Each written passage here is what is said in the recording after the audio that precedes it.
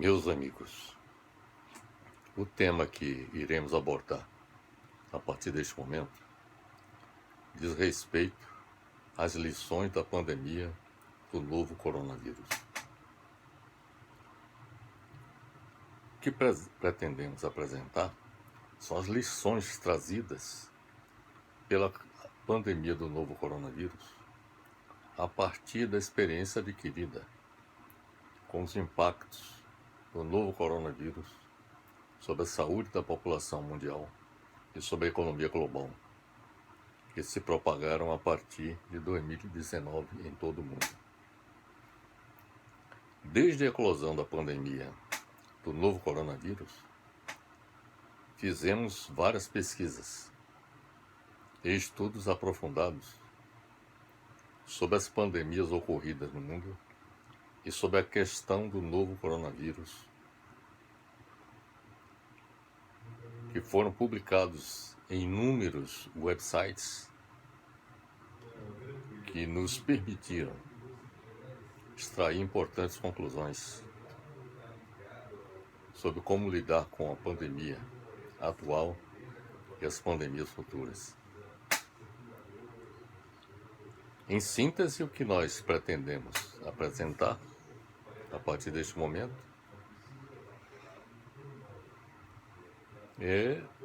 são as conclusões que nós extraímos a partir de todos esses meses de pesquisa, desde 2019, a fim de oferecer a todos os leitores de nossos artigos, como também aqueles que assistem nosso vídeo, em que apresentar as conclusões que nós extraímos a partir de todo esse conjunto de pesquisas que nós realizamos desde 2020, ou seja, desde o ano passado até o presente momento. Então foi uma quantidade bastante grande de artigos.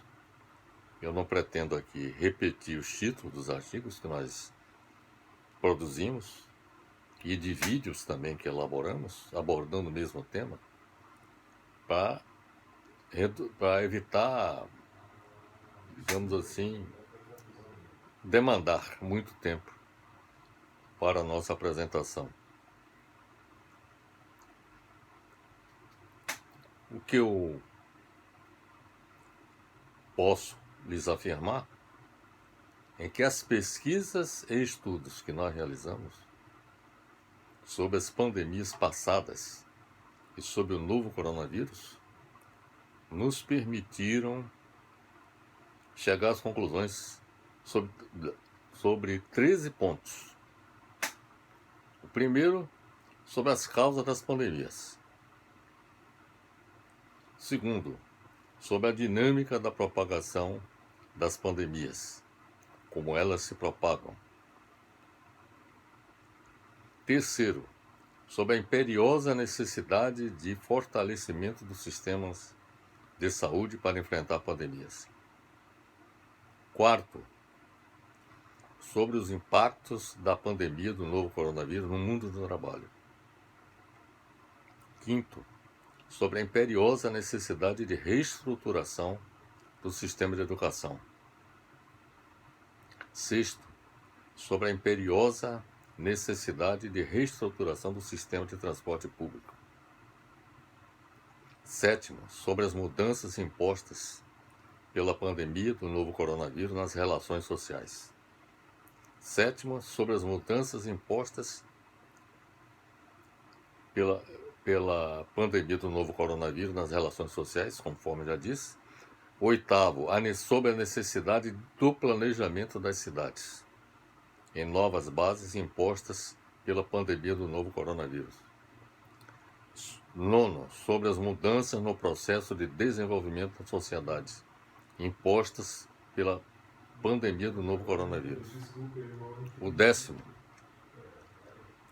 sobre o fim do processo de globalização contemporânea com a pandemia do novo coronavírus. 11º, sobre a necessidade de autossuficiência nacional imposta pela pandemia do novo coronavírus. 12º, sobre a imperiosa necessidade de investimentos em pesquisa de novas vacinas contra pandemias atuais e futuras. E 13º, sobre a imperiosa necessidade da existência de governos comprometidos com o combate a pandemias atuais e futuras. As conclusões que nós vamos apresentar a seguir, sobre cada um desses 13 pontos, vão possibilitar aos governos nacionais e à sociedade em geral realizarem mudanças profundas em todas as suas atividades para lidar com a atual e futuras pandemias.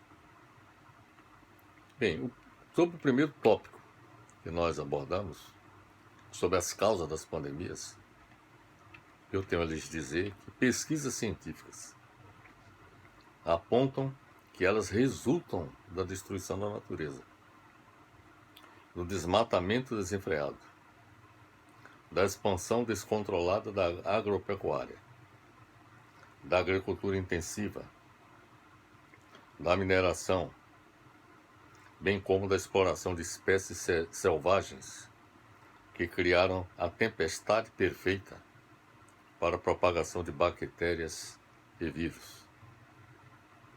A destruição de habitats de outros animais vai tornar epidemias e pandemias cada vez mais comuns, que se alastrarão pelo mundo graças à ação destrutiva e invasora do ser humano contra a natureza, a não ser que algo seja feito para evitá-la, com o fortalecimento dos sistemas de vigilância sanitária de todos os países do mundo e com o fortalecimento da Organização Mundial de Saúde.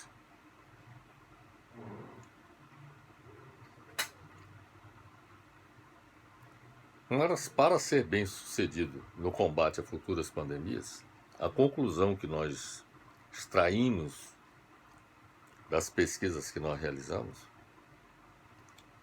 é o de que é preciso que na esfera mundial, observem bem, que na esfera mundial, a OMS, a Organização Mundial de Saúde, atue na coordenação dos países no combate às pandemias e também às suas causas. Não basta atuar apenas para combater as pandemias, mas é preciso evitar que novas pandemias ocorram em nosso planeta. Na esfera nacional, deveriam ser elaborados planos estratégicos governamentais, com a participação de todos os níveis do governo, do setor produtivo e de organizações da sociedade civil,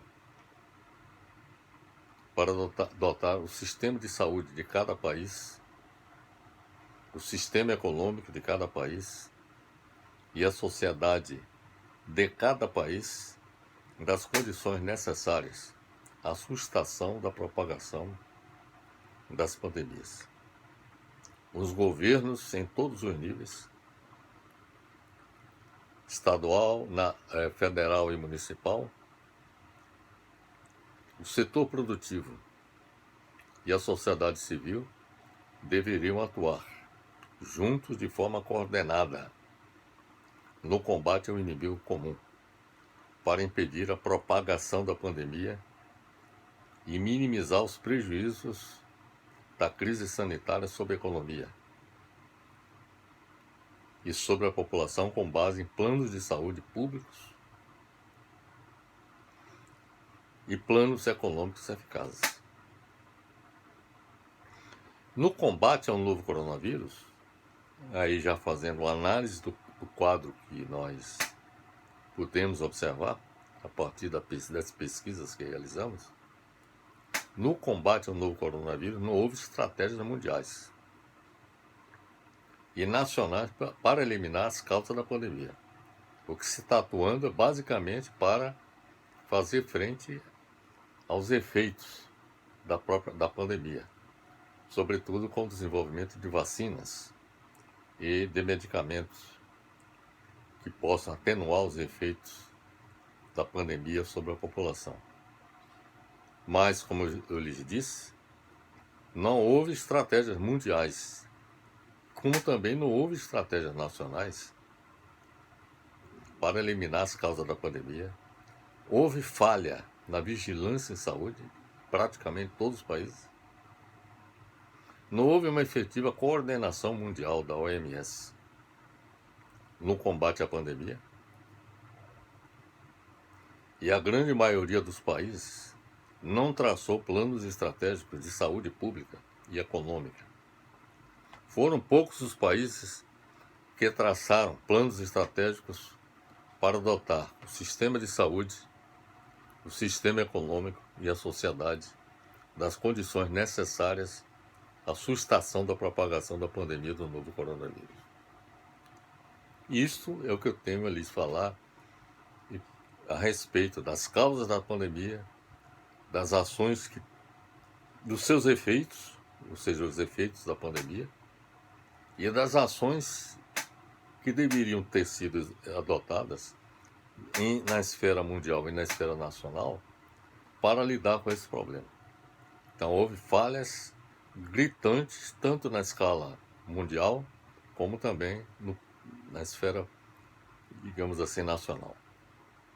Sobre o segundo ponto, que diz respeito à propagação das pandemias, ou seja, sobre a dinâmica de propagação das pandemias, há um consenso da comunidade científica de que tem que haver distanciamento social para evitar que haja expansão dessa pandemia. E, além disso, que a saúde da população deve ser considerada prioritária e não a retomada da atividade econômica como estratégia governamental. A grande maioria dos países não seguiu essa orientação da ciência, do distanciamento social, da prioridade que deveria ser dada à saúde e não à economia. A estratégia correta para evitar a propagação da pandemia deveria ser a adoção do lockdown e da vacinação em massa, para fazer com que a curva de infectados e mortos pelo novo coronavírus não pressionasse o sistema de saúde. As cidades e regiões em lockdown só deveriam ser liberados gradativamente, com toda a população usando máscara facial. Esta é a diretriz da ciência. Então, como eu disse, as cidades e regiões em lockdown só deveriam ser liberados gradativamente, com toda a população usando máscara facial, sendo submetida a constantes testes com medições de temperatura, além da população ser controlada por meio de um passaporte de humanidade. Assim, os cidadãos receberiam códigos marcados em verde, amarelo ou vermelho. Somente os residentes com código verde poderiam circular livremente pela cidade. Os portadores de códigos amarelo e vermelho deveriam se manter em quarentena e se registrar diariamente numa plataforma da internet para prestar informações até obterem o código verde. De modo geral, a grande maioria dos países atuaram de forma atabalhoada para fazer frente à dinâmica da propagação da pandemia do coronavírus, sem planejamento no combate ao novo coronavírus. E foram poucos os países que consideraram a saúde como prioritária no confronto com a economia. E foram poucos os países que adotaram o lockdown, realizaram testes e exerceram efetivo controle da pandemia. Isto explica o insucesso da maioria dos países no combate ao novo coronavírus. Sobre o terceiro tópico que nós consideramos, sobre a imperiosa necessidade de fortalecimento do sistema de saúde para enfrentar pandemias, isto ficou evidente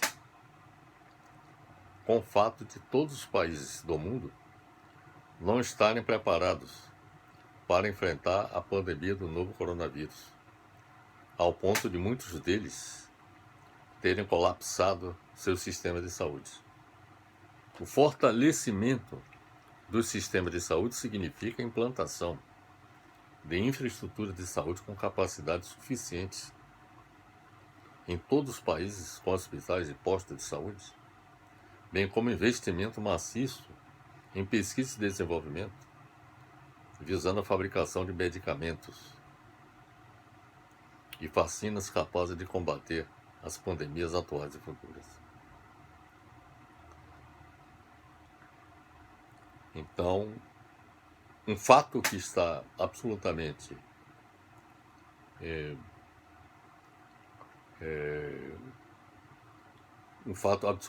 verdadeiro é o de que o sistema de saúde de todos os países precisam ser fortalecidos, não só para combater as pandemias, a pandemia do novo coronavírus, mas como futuras pandemias. Sobre os impactos da pandemia do novo coronavírus no mundo do trabalho, isto ficou evidente com o aumento do desemprego, resultante da queda da atividade econômica em geral, porque a pandemia contribuiu para a queda na atividade econômica e para o agravamento das condições sociais da população em todo o mundo. Os governos e as empresas não tinham planos para lidar com as novas condições impostas pela pandemia ao mundo do trabalho. Muitas empresas foram surpreendidas pela necessidade de evitar aglomerações em locais de trabalho, fato este que as obrigaram a mudar seu modus operandi com a realização de trabalhos nas próprias residências, por alguns trabalhadores, onde for possível, evidentemente, e a entrega de produtos e serviços por parte de fornecedores em residências e em outros locais, através do delivery. Este cenário contribuiu para alguns governos em todo o mundo, contribuiu para que alguns governos em todo o mundo tivessem que agir para amenizar a situação social das populações de todos os países, muitas das quais estão passando fome.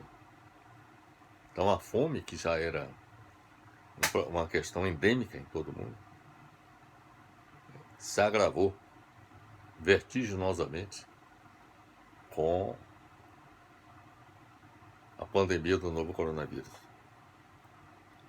Sobre a imperiosa necessidade de reestruturação do sistema de educação, que foi um dos pontos que nós consideramos, que iríamos colocar, que iríamos abordar, isto ficou evidente com a adoção da educação à distância, para evitar a aglomeração de alunos, como alternativa à educação presencial tradicional.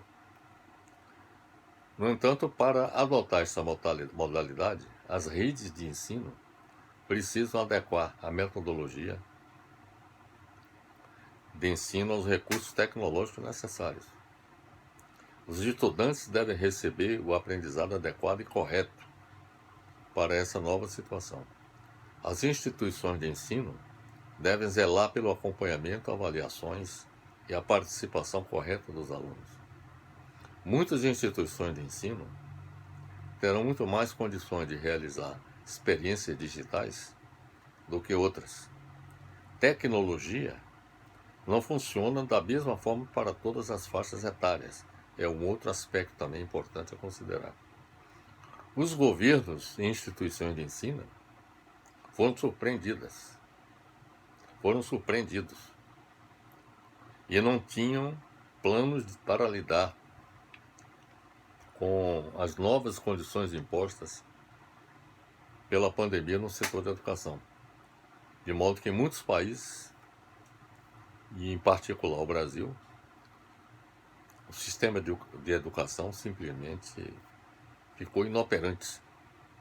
São poucas as instituições de ensino que puderam adotar essa nova sistemática do ensino à distância.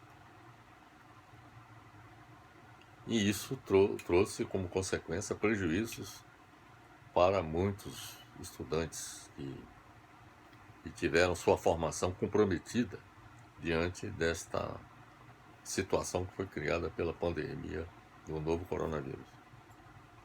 Sobre a imperiosa necessidade de reestruturação do sistema de transporte público, isto ficou evidente também, com a exigência de se evitar aglomerações de passageiros. Os sistemas de transporte terão que ser redimensionados. Isso é um aspecto muito importante. Com a exigência de aumento da capacidade do sistema de transporte para evitar a propagação da pandemia atual e das pandemias futuras. Com as pessoas sendo transportadas sentadas no transporte público e com o distanciamento social. Na medida que essas condições sejam colocadas em prática, é necessário que haja um aumento da capacidade de oferta do transporte público.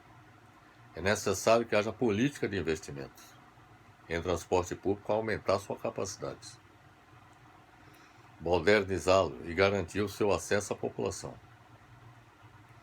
pluralizando os meios de transporte para além do ônibus, com a instalação de veículos como trens, metrôs e ciclovias nas cidades, entre outros meios de transporte.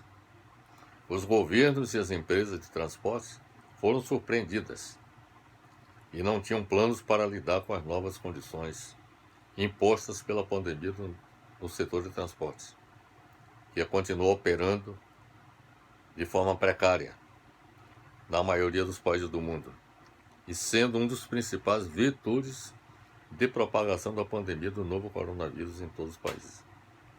O setor de transporte é uma das questões mais críticas no enfrentamento das pandemias, e particularmente da pandemia do novo coronavírus. Um outro tópico que nós colocamos que iríamos abordar diz respeito às mudanças impostas pela pandemia do novo coronavírus nas relações sociais. E isto ficou evidente pela exigência de distanciamento social e de evitar aglomerações.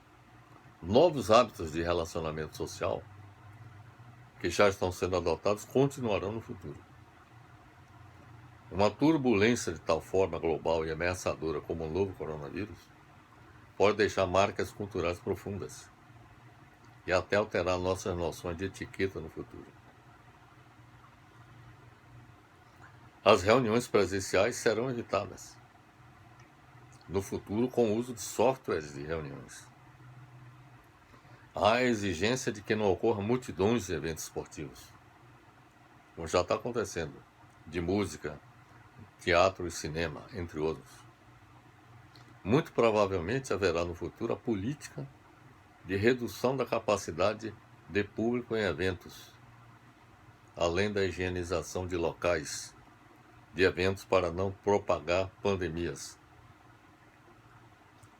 Então as relações sociais se tornaram bastante críticas e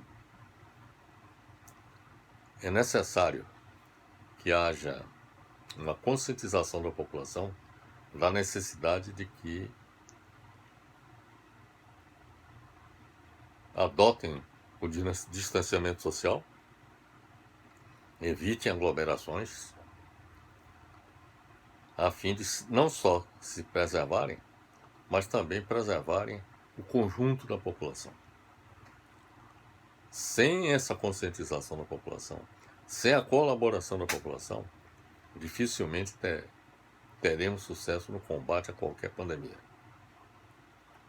Sob a necessidade do planejamento das cidades em novas bases impostas pela pandemia do novo coronavírus, isto ficou evidente, porque as cidades precisam se preparar para enfrentar novas pandemias, porquanto elas, as cidades, são espaço propício à sua propagação a larga escala. As cidades concentram pessoas. Milhões, muitas cidades têm milhões de habitantes que utilizam transporte público, que participam de reuniões, de encontros E evidentemente que a cidade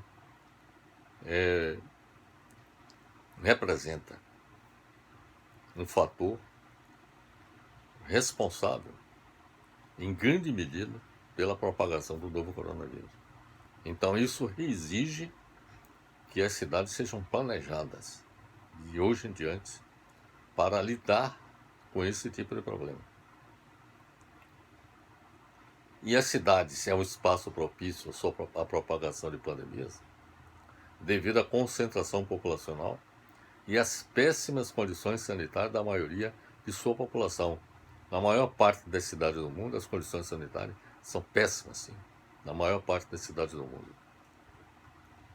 É preciso que haja uma revolução urbana em escala global para proteger as populações das cidades da atual e futuras pandemias. Para mudar radicalmente esta realidade, terá que haver reurbanização de favelas e relocação de populações de áreas críticas, e investimento maciço em saneamento básico. Esse é um ponto fundamental na coleta, transporte e disposição final de resíduos sólidos, na infraestrutura de transporte público, conforme nós já abordamos, na infraestrutura urbana como um todo, para enfrentar enchentes, e na infraestrutura de saúde, como também nós já enfatizamos. Os governos, todos eles foram surpreendidos em todo o mundo pela pandemia do novo coronavírus, razão pela qual não tinham planos para lidar com as novas condições impostas pela pandemia nas cidades, que funcionam de forma precária na grande maioria dos países. É necessário que haja uma revolução urbana na maioria das cidades do mundo para dotá-la da capacidade necessária para enfrentamento não só da pandemia atual, do novo coronavírus, como de pandemias futuras. Sobre um outro tópico que ficamos de abordar também nessa nossa apresentação, esse novo tópico diz respeito às mudanças no processo de desenvolvimento da sociedade impostas pela pandemia do novo coronavírus. O que eu quero dizer é o seguinte, é que a pandemia do novo coronavírus impõe que a sociedade sofra mudanças no seu processo de desenvolvimento. E isso ficou evidente com o fato de a pandemia se propagar mais nos países onde há mais desigualdade econômica e social. Quanto mais desigualdade econômica e social existe, maior é a chance de que a pandemia se propague com maior facilidade. É preciso haver redução da desigualdade econômica e social dos países do mundo. Desigualdade essa que se agravou com a pandemia do novo coronavírus. É preciso melhorar a distribuição de renda e elevar o investimento na área social. É preciso haver investimentos em habitação popular, saneamento básico, educação e saúde. Os governos precisam adotar as políticas de economia social e solidária e de economia criativa para combater o desemprego, na medida em que a pandemia agravou o desempenho da economia, com o consequente aumento do desemprego.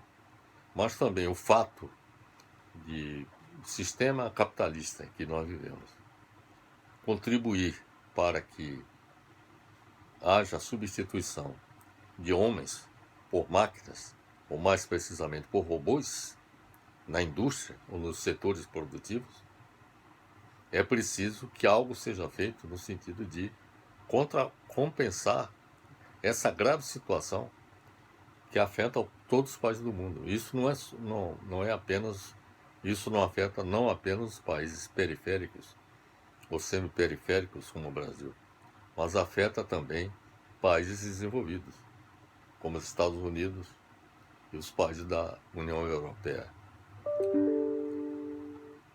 Então, como eu disse, os governos precisam adotar política de economia social, solidária e de economia criativa para gerarem novos empregos.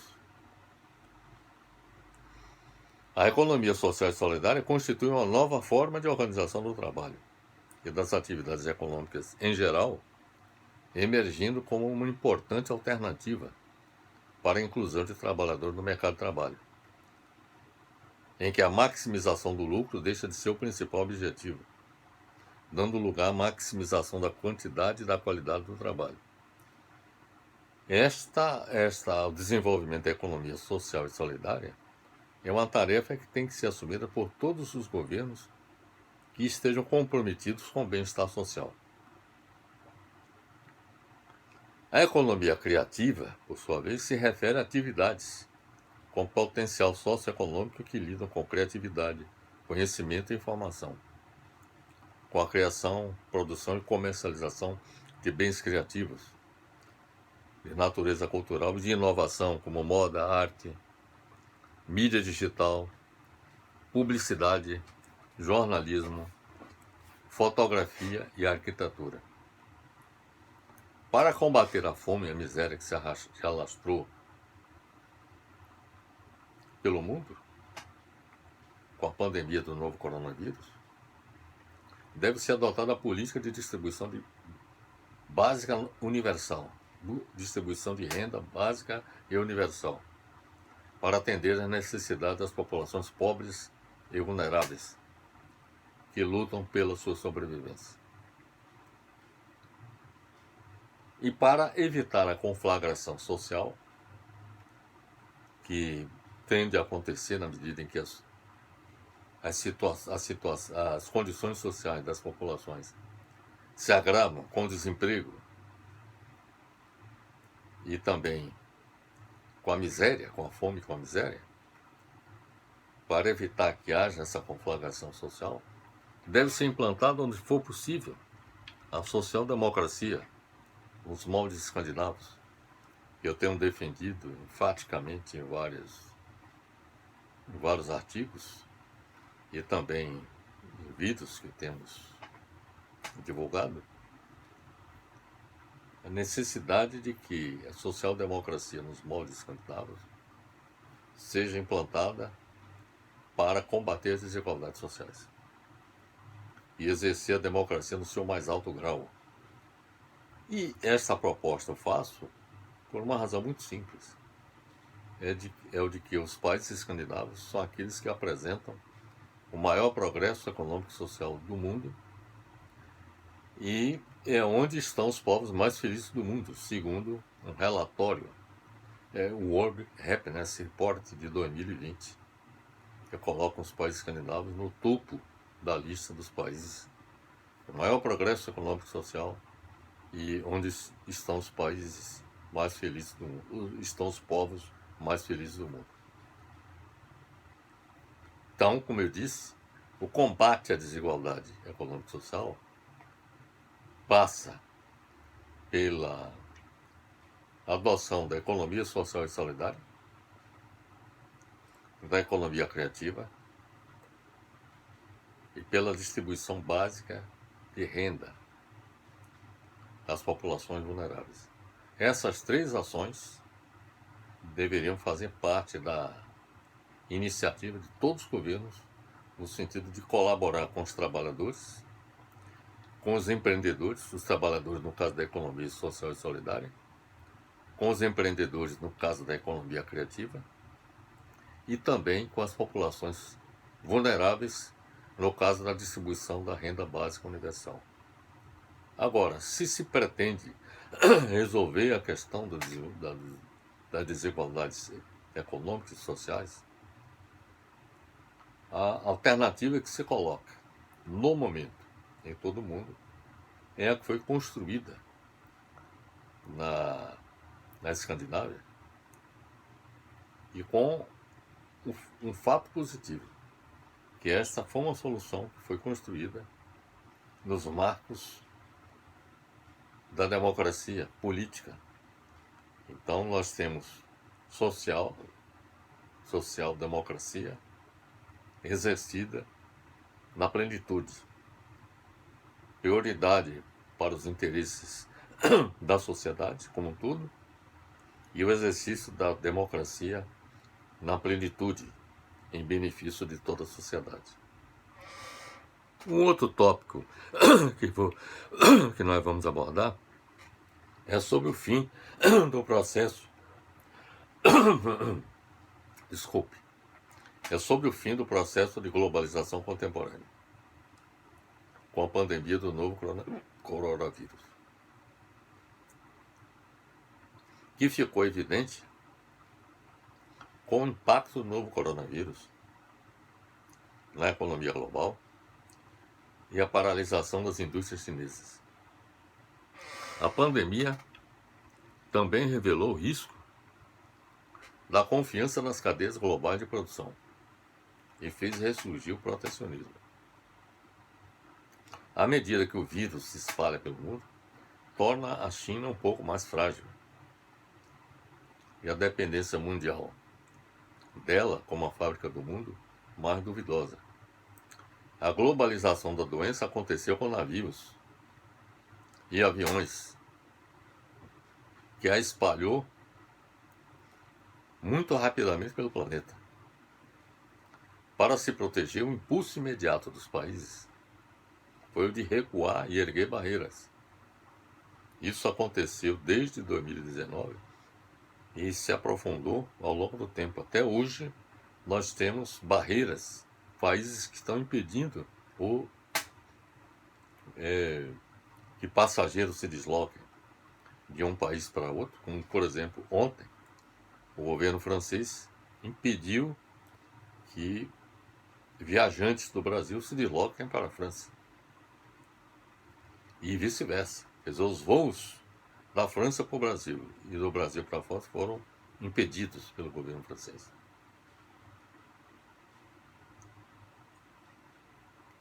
Para se proteger, o impulso imediato dos países foi de recuar e erguer barreiras, como já falei.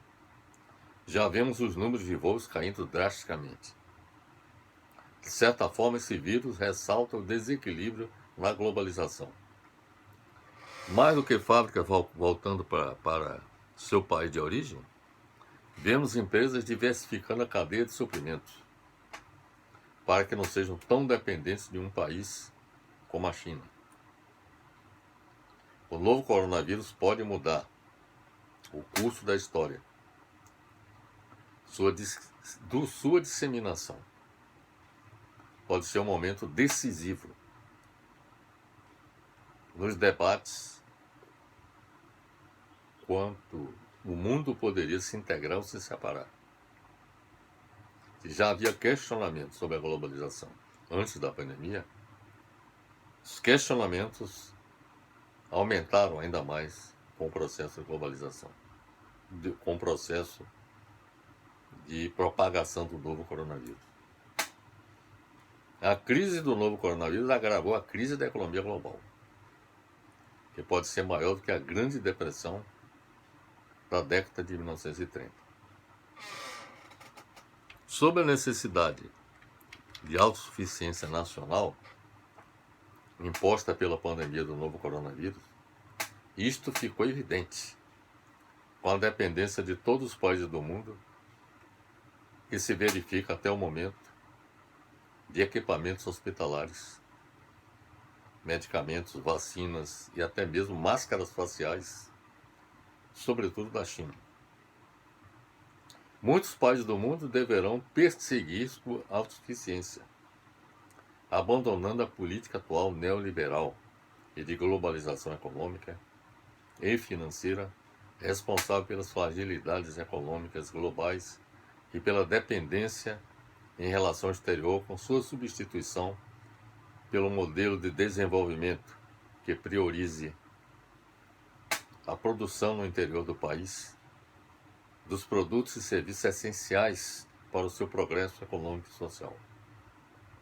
A ruptura da dependência significa ativa participação do Estado no planejamento da economia nacional, coisa que foi abandonada a partir da década de 90, na maioria dos países do mundo.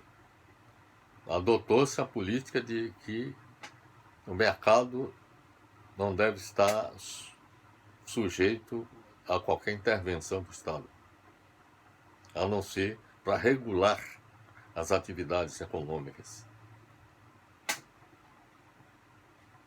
Mas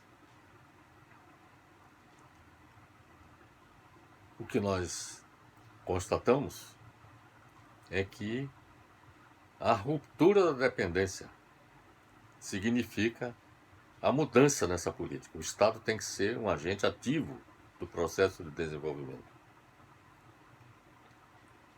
de uma nação. E o Brasil não escapa dessa condição. Desde 1990, nós estamos à mercê das forças do mercado, sobretudo do mercado internacional. A nossa dependência cresceu vertiginosamente de 1990 até o presente momento. A tal ponto que, devido a essa política suicida que foi adotada por vários governos a partir de 1990, o país se desindustrializou. O Brasil, que na década de 80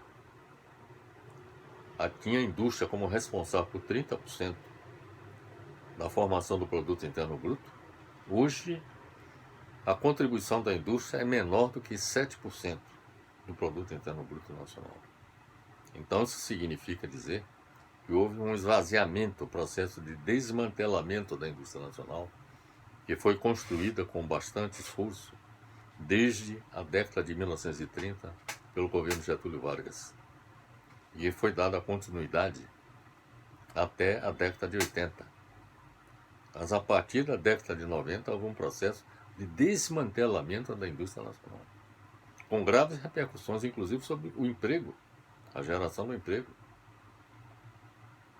Que, na prática, na medida em que muitas indústrias deixaram de se instalar no país ou foram transferidas para outros países, principalmente para a China, isso significou geração de emprego em outros países, em detrimento dos trabalhadores nacionais. Essa situação terá que mudar. E a pandemia do novo coronavírus deixou, digamos assim, bastante claro que a manutenção dessa política de dependência do país em relação ao exterior é tremendamente danosa para os interesses nacionais, sobre vários aspectos. Então, como eu disse, a ruptura da dependência significa ativa participação do Estado no planejamento da economia nacional, visando o desenvolvimento das forças produtivas do país e do mercado interno. É importante que haja um esforço de desenvolvimento do mercado interno para que nós não fiquemos na dependência do mercado externo para a colocação de nossos produtos. Vocês vejam que, por exemplo, o agronegócio, o foco principal do agronegócio é vender para fora do país, senão para atender às necessidades da população brasileira. Mas não atende às necessidades da população brasileira porque o mercado interno não está suficientemente desenvolvido. O que é que significa desenvolver o mercado interno? Significa que as pessoas, os trabalhadores, a classe média, a população, ela tem a renda suficiente para adquirir os produtos que a agricultura, a pecuária, a indústria, o comércio e os serviços sejam colocados à sua disposição. Na medida em que a população não tem a renda suficiente, isso faz com que os produtores em nosso país, eles só pensem em colocar os produtos no mercado externo. Então é essa situação que nós estamos vivendo hoje e que precisa ser modificada radicalmente. Então, como eu disse, é preciso que, além do governo planejar a economia nacional visando o desenvolvimento das forças produtivas, tem também que desenvolver o mercado interno. A produção interna deve substituir os produtos importados. Então, é importante que nós adotemos uma política de substituição de importações, porque se nós produzimos internamente o que nós importamos, nós geramos emprego aqui no Brasil. E evitamos também o quê? A transferência de recursos para fora do país. Porque se nós importamos, temos que pagar. E isso significa evasão de recursos do país para fora. Um outro aspecto também importante é que a produção interna do país, além de substituir produtos importados, deve também ser utilizada para exportação. É preciso que haja também o desenvolvimento de tecnologia própria para evitar essa lamentável situação que nos encontramos de ficar dependentes de não só vacinas, mas de respiradores, de, de equipamentos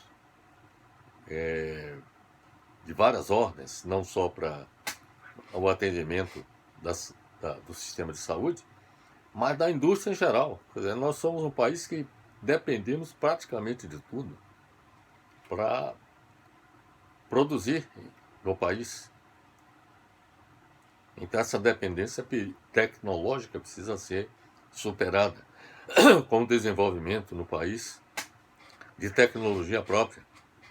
E é preciso também formar a poupança interna na quantidade necessária para não depender de capitais externos para investimento, porque um dos fatores que contribuem para que os países se tornem extremamente dependentes do exterior é na área financeira. Quer dizer, é necessário que haja formação de poupança, formação de capital próprio dentro do país, para não depender não só de financiamento externo, mas também de investimento direto do exterior, como tem acontecido e tem crescido de forma vertiginosa nos últimos anos. Esta estratégia, que há pouco nós estamos relatando, propiciaria a expansão da economia nacional, com a geração de negócios e empregos suficientes para atender às necessidades do país. Então, a autossuficiência nacional é um fato que absolutamente vai acontecer e é um contraponto à globalização, que também está no fim. A contraposição ao fim da globalização é cada país produzir internamente aquilo que é necessário às suas necessidades. Sob a imperiosa necessidade de investimentos em pesquisa de novas vacinas contra pandemias atuais e futuras, isso ficou bastante claro. Ficou evidente no momento atual com a pandemia do novo coronavírus. E também ao longo da história, porque as vacinas ajudaram a reduzir expressivamente a incidência de várias doenças. Hoje as vacinas são consideradas o tratamento de melhor custo-benefício em saúde pública. A corrida visando o desenvolvimento de vacinas contra o novo coronavírus fez com que elas fossem desenvolvidas em cerca de um ano, que é um fato extraordinário. A ciência e a tecnologia terem proporcionado as condições para que em apenas um ano se desenvolvessem essas várias vacinas. Não foi apenas uma, várias vacinas.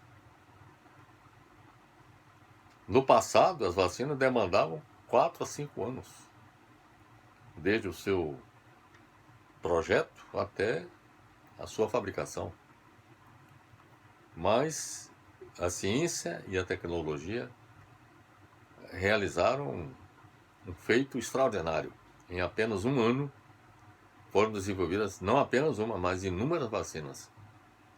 E as várias vacinas ainda estão sendo desenvolvidas contra o novo coronavírus por equipes de pesquisa em empresas e universidades em todo o mundo, testando diferentes tecnologias, algumas das quais nunca foram usadas em uma vacina licenciada antes. Este esforço precisa ser mantido para lidar com pandemias atuais e futuras. O último tópico que pretendemos abordar diz respeito à imperiosa necessidade da existência de governos comprometidos com o combate a pandemias atuais e futuras. Porque isso ficou demonstrado por estudo elaborado pelo Lowy Institute, organização independente e não partidária de políticas internacionais, baseada em Sydney, na Austrália, que fornece pesquisa de alta qualidade e perspectivas distintas sobre as tendências internacionais que moldam a Austrália e o mundo. Essa instituição, ela demonstrou por que se torna uma imperiosa necessidade de existência de governos comprometidos com o combate a pandemias atuais e futuras. Neste estudo, está comprovado, por exemplo, que o Brasil é o pior país do mundo no combate à Covid-19. Essa instituição, Lowy Institute,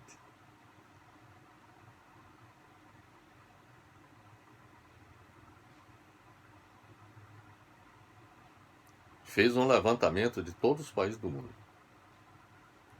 baseado em 6 critérios. Primeiro, o total de casos confirmados de coronavírus. Segundo, o total de mortes. Terceiro, casos confirmados por milhão de habitantes. Quarto, mortos por milhão de habitantes. E quinto, nível de testagem. E sexto, casos confirmados por testes. Esse estudo aponta que a gestão governamental mais efetiva contra a pandemia foi realizada na Nova Zelândia,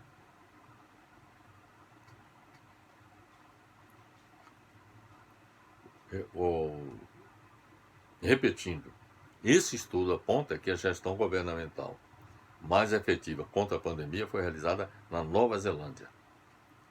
Foi o país mais bem sucedido no combate ao novo coronavírus. E a explicação para o sucesso da Nova Zelândia é que a Nova Zelândia adotou o lockdown, fechou suas fronteiras para todos os países do mundo, fez o lockdown dentro do país, adotou medidas de distanciamento social, realizou testes em massa e o resultado está aí. Quer dizer, foi o primeiro país do mundo a voltar tudo à normalidade. Quando eu digo normalidade, ao novo normal, vamos dizer assim. Porque nada voltou à normalidade ao que era antes, né, da propagação da pandemia. Mas foi o primeiro país que conseguiu ter sucesso, mas simplesmente porque seguiu as diretrizes da ciência. Privilegiou o combate, digamos assim, a saúde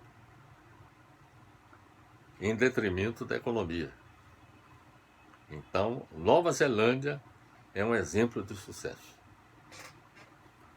No bloco de melhores práticas estão também Vietnã, Taiwan, Tailândia, Chipre, Ruanda, Islândia, Austrália,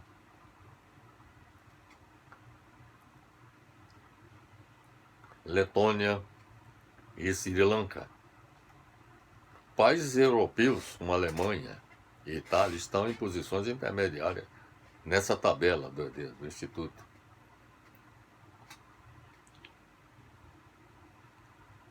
Respectivamente na 55ª e 59ª colocações. Reino Unido, França e Espanha têm performance piores diante da pandemia.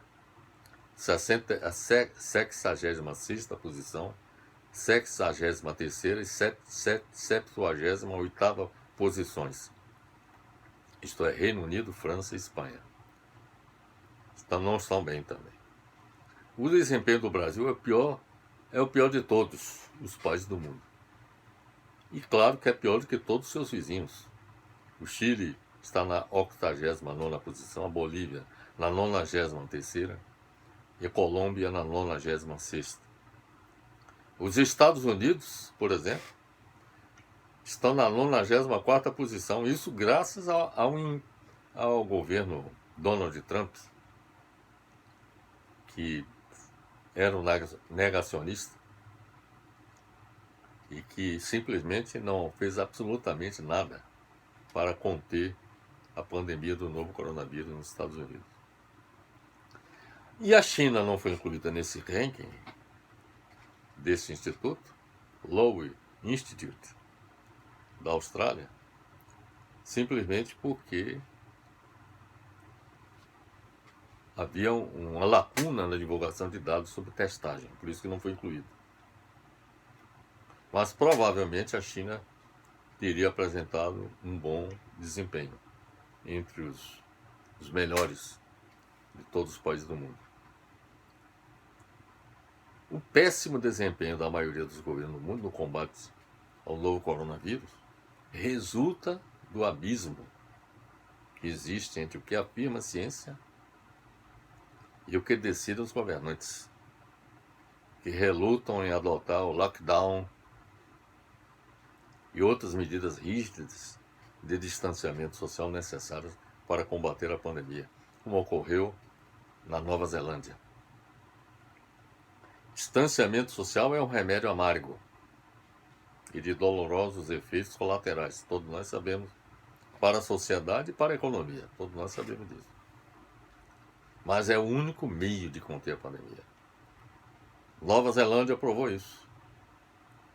E até no Brasil, nós temos o exemplo de Araraquara, que adotou o lockdown, e hoje o número de mortos corresponde a 0 em Araraquara, estado de São Paulo. Como eu disse, é o único meio de conter a pandemia, asseguram os cientistas. Ainda assim, muitos governos adotam a flexibilização do combate à pandemia contra a orientação da ciência. E essa é a razão pela qual o mundo, e particularmente o Brasil, se encontra diante desta lamentável situação. O Brasil é o pior país do mundo no combate à pandemia do novo coronavírus, porque não houve uma ação firme e rápida do governo Bolsonaro quando o primeiro caso surgiu em dezembro de 2019, em Wuhan, na China, e mesmo depois do primeiro caso no Brasil em 2020. Pelo contrário, a resposta foi lenta e pequena. A pandemia se espalhou rapidamente e não houve coordenação de ações pelo governo Bolsonaro. Esse é o ponto mais importante: coordenar as ações de combate à Covid-19. O sistema de saúde no Brasil, é importante observar isso, coloca a responsabilidade para todos os entes federados, municípios, estados e a União. A maior responsabilidade é do governo federal. Esse é um ponto que é importante observar. Que tem acesso a maior orçamento e tem quadros técnicos mais qualificados para coordenar as ações necessárias. Felizmente, a CPI do Senado, que vai analisar as ações e as omissões do governo federal, vão possibilitar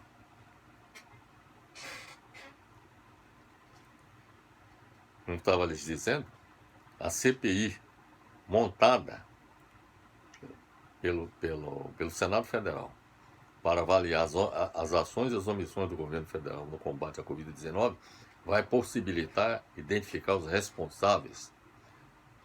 E o principal responsável, que no caso é o presidente da República, pela grave crise sanitária que o Brasil enfrenta nesse momento.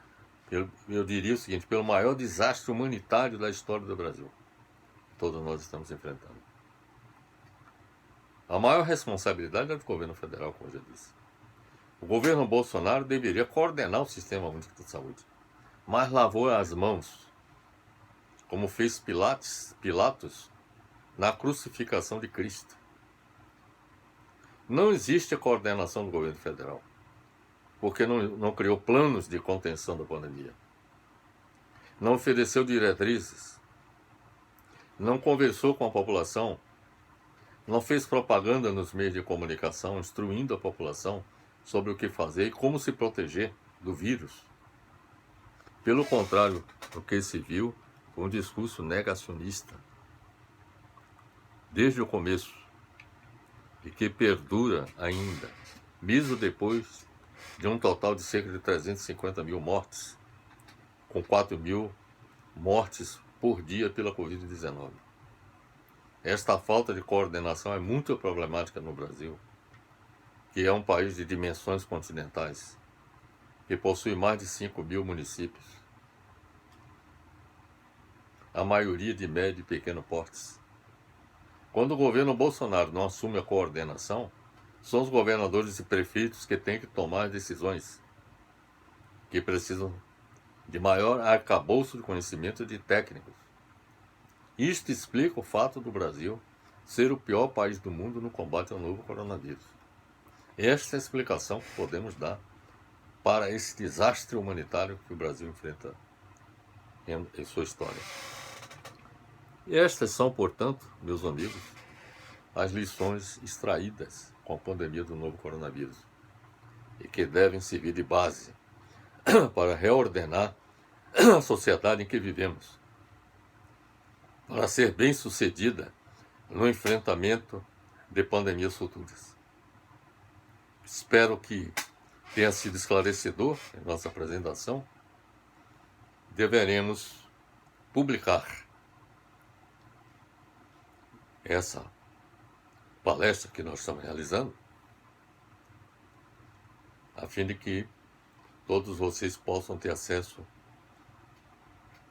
a um artigo em que possam refletir mais aprofundadamente sobre tudo aquilo que acabamos de colocar. Portanto, meus amigos, ficam assim apresentadas as lições da pandemia do novo coronavírus.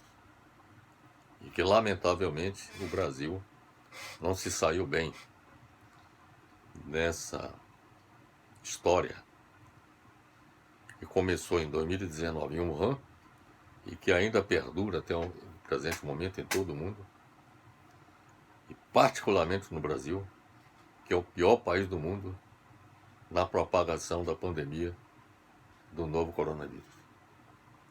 Meu abraço fraternal para todos.